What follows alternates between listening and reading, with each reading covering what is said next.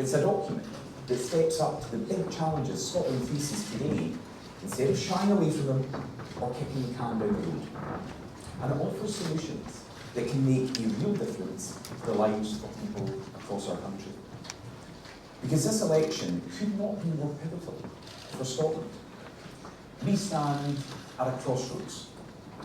Either we continue on the same road that we've been on since the 2014 Scottish independence referendum and continue to fight the same old tired debate for another 5 years, or we can choose as a nation to change course, to finally bring an end to a decade of division and move forward to solving the everyday issues that matter to people across Scotland.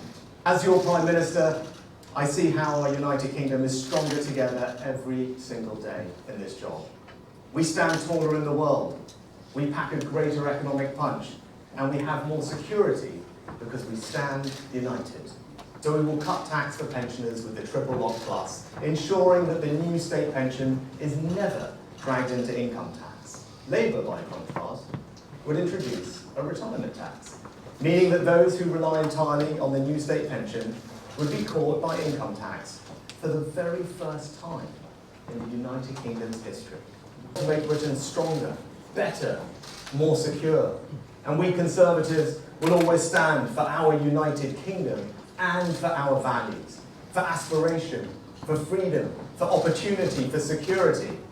Our country needs a secure future, not more posturing about independence. Our country wants a clear plan and bold action, and it is a vote for the Scottish Conservatives that will secure our United Kingdom.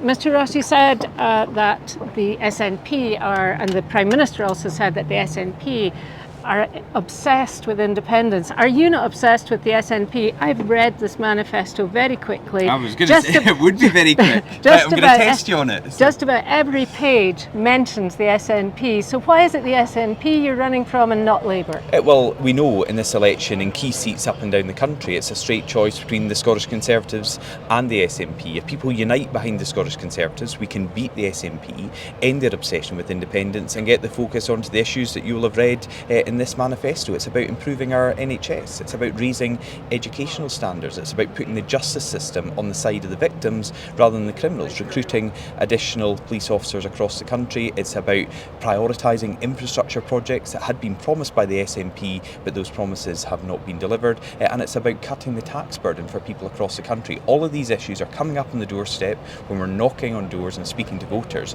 and that's why they should be the priority for every party. They are the priority for the Scottish Conservatives. Independence is a priority for the SNP.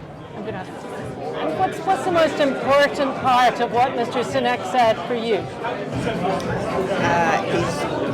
He's going to try and deliver better education here and sort the NHS. And I think he's going to look after people who've worked hard all their life and are now perhaps going to have to pay tax on their pensions. And that's not good news. What's enthused you to continue voting for the Tory party? Yeah, it's got a very clear message that it is the best way to do down the SNP. Whether it's the best place to do down the SNP in Edinburgh North, another matter. This is going to be a Conservative win or lose? I think that people are getting far too wound up with the polls, and I think it's quite wrong to be fixing on polls. I think people should be looking at the policies that are being put forward, and I think they should think very, very seriously and not just listen to sound bites on polls.